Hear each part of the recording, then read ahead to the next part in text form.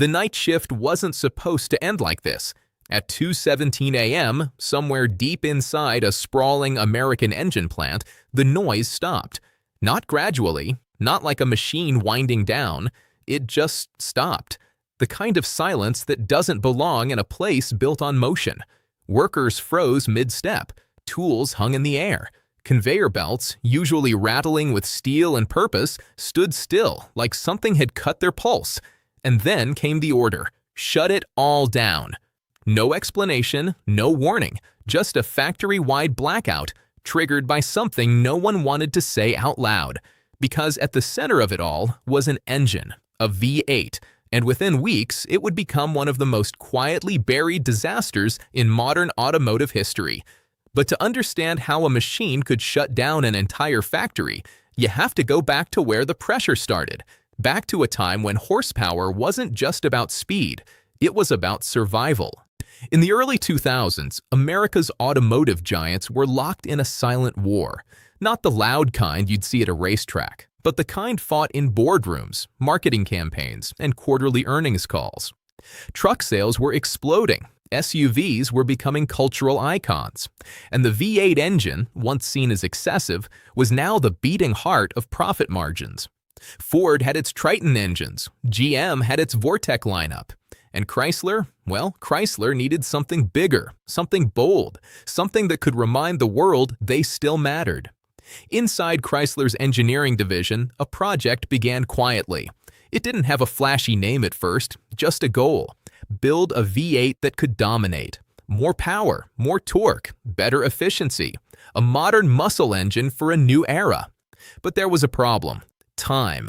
Competitors were moving fast, the market was shifting, and Chrysler didn't have the luxury of slow perfection. So the pressure came down hard, deadlines tightened, budgets stretched, and somewhere along the line, compromises began to creep in. At first, it was small things: a supplier change here, a material adjustment there, nothing anyone thought would matter, until it did. The engineers knew they were walking a fine line. Some of them pushed back. They raised concerns in meetings that stretched late into the night. Emails were sent, reports were filed. But in a billion-dollar industry, hesitation can look like weakness, and weakness doesn't survive. So the project moved forward, faster, always faster. Test engines roared to life in controlled environments. Early results looked promising. Power figures impressed executives. On paper, it was exactly what Chrysler needed: a comeback, a statement. But paper doesn't tell you everything, and test labs don't replicate the real world. Out there, things are messier, unpredictable, and sometimes unforgiving. The first signs didn't come from engineers. They came from the floor. Workers on the assembly line started noticing something strange. Engines that should have passed inspection didn't feel right. There were subtle vibrations during testing, slight inconsistencies in sound, tiny anomalies most people would ignore. But when you spend years around machines, you develop an instinct, and this felt wrong. Reports trickled upward. Some were dismissed. Others were flagged for further evaluation. But production didn't stop. It couldn't. Millions of dollars were already invested. Marketing campaigns were in motion. Dealerships were waiting. So the engines kept coming, one after another, day after day, until the first real failure hit. It happened during a routine stress test. Nothing unusual, just another engine being pushed to its limits. Except this time, something broke. Not catastrophically, not in a way that made headlines, but enough to raise eyebrows. Internal components showed unexpected wear, faster than projected. Engineers dug deeper. They ran more tests. And what they found didn't make sense, because the failures weren't consistent. Some engines performed flawlessly, others didn't. There was no clear pattern, no obvious cause, just a growing sense that something wasn't right. And the clock was still ticking.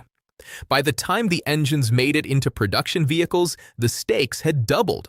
Now it wasn't just about performance, it was about customers, families driving across states, workers hauling loads, people trusting that under the hood, everything would work as promised. At first, everything seemed fine. Sales were strong, reviews were positive. The engine delivered on its promise: power, presence, and that unmistakable V8 growl. But then, the complaints started.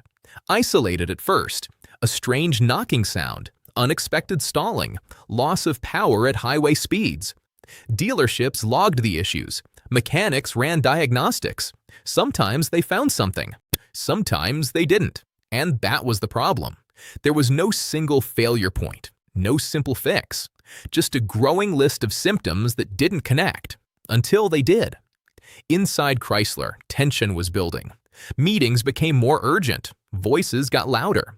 Engineers revisited old reports, the ones that had been filed months earlier, the ones that mentioned those early concerns. And suddenly, they didn't seem so small anymore. The anomalies, the inconsistencies, they were all pointing to something deeper, something systemic. But identifying it meant admitting a mistake, and not just any mistake, a costly one, a public one, the kind that could damage a brand already fighting for relevance. So the question became, do you stop everything, or do you keep going and hope it doesn't get worse? They chose to keep going, at least for a while. Production continued, shipments went out, marketing campaigns pushed forward. Because pulling back now would mean millions, maybe billions in losses.